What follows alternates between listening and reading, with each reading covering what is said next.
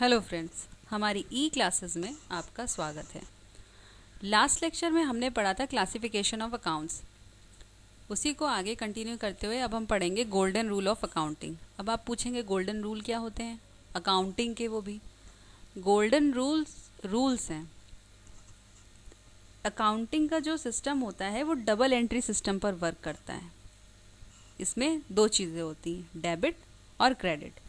यानी कि जितने भी ट्रांजैक्शंस होते हैं वो या तो डेबिट में जाएंगे या क्रेडिट में जाएंगे। इसमें आपको एंट्रीज जो आगे करनी होती हैं वो इसी सिस्टम को फॉलो करती है, या तो डेबिट में जाएगा या क्रेडिट में जाएगा। जैसा कि लास्ट लेक्चर में हमने आपको बताया था कि अकाउंट्स जो होता है उसको दो कैटेगरी में क्लासीफाई करते हैं। एक होता है पर्सनल, दूसरा होता है इम्पर्सनल।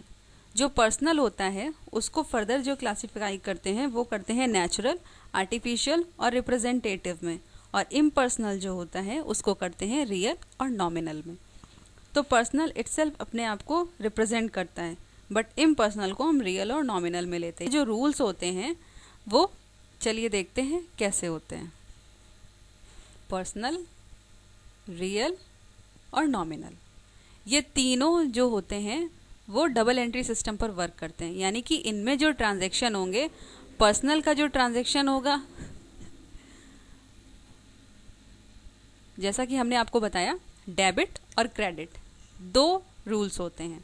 पर्सनल का जो भी ट्रांजैक्शन होगा या तो वो डेबिट में जाएगा या वो क्रेडिट में जाएगा। पर्सनल यहाँ पर्सनल को रिप्रेजेंट कर रहा है, यानी कि इसमें नेचुरल भी आ जाएगा, आर्टिफिशियल भी आ जाएगा और रिप्रेजेंटेटिव भी आ जाएगा। तो इसका क्या रूल होता है?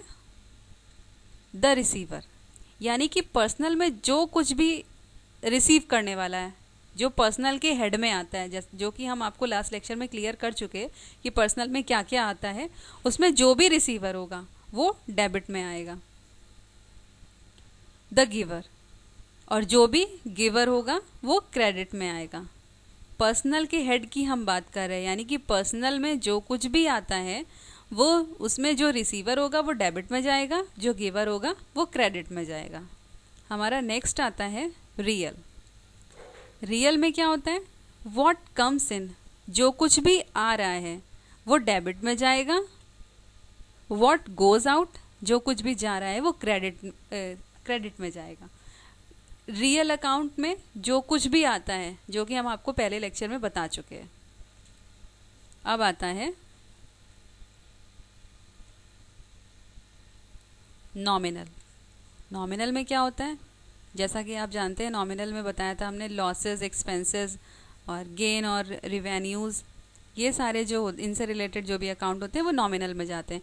तो इसमें लॉसेस और एक्सपेंसेस डेबिट में जाते हैं, गेन्स और रिवेन्यूज़ क्रेडिट में आता है। यानी कि हमारे जितना नुकसान होगा, हमारा खर्चा होगा वो डेबिट में जाएगा, और गेन्स और रिवेन्यू, जो भी हमें लाभ होगा, जो हमारी रिवेन्यू है वो क्रेडिट में जाएगी। तो चलिए एक बार सबको रिव्यू कर लेते हैं। Personal, real and nominal. Personal में द रिसीवर डेबिट में जाएगा, द गिवर क्रेडिट में जाएगा। रियल में व्हाट कम्स इन डेबिट में जाएगा, व्हाट गोज आउट क्रेडिट में जाएगा। नॉमिनल लॉसेस और एक्सपेंसेस डेबिट में जाएगा, गेन्स और रिवेन्यूज क्रेडिट में आएगा। ये इतना टफ नहीं है, बहुत ही ज़्यादा इजी है। आप अगर कोई अकाउंट में बहुत अच्छा काम करना चाहते हैं, अच्छे नंबर लाना चाहते हैं, अकाउंटिंग को अच्छे से सीखना चाहते हैं, तो आपको ये रूल्स एकदम क्लियर होने चाहिए। इसमें बिल्कुल भी कुछ भी टफ नहीं है। आपको पहले वाला लेक्चर एकदम क्लियर होना चाहिए और ये वाला लेक्चर एकदम क्लियर होना चाहिए, क्योंकि फर्दर अब हम एंट्रीज सीखेंगे, और एंट्रीज सीखने के लिए आपको रूल्स आने चाहिए और आपको ये पता होना चाहिए कि किस हेड में कौन सी चीज़ आती है और क्यों आती है वो चीज़। तो पुराना वाला लेक्चर और ये वाला लेक्चर, ये दोनों चीज़ें एकदम क्लियर रखेंगे तो आपको अकाउंटिंग में बिल्कुल भी दिक्कत नहीं होगी। ये बहुत ही ज़्यादा सिंपल है। पर्सनल, पहले तो आप ये समझ लीजिए, डेबिट और क्रेडिट डबल एंट्री सिस्टम पर वर्क करता है। तो इस डबल एंट्री का मतलब हुआ दो एंट्रीज होंगी, या तो वो डेबिट में जाएगी या क्रेडिट में जाएगी। पर्सनल में द रिसीवर डेबिट में जाता है, गिवर क्रेडिट में आता है। रियल में व्हाट कम्स इन, जो कुछ भी आ रहा है वो डेबिट में जाएगा, व्हाट गोज आउट, जो कुछ भी जा रहा है वो क्रेडिट में जाएगा।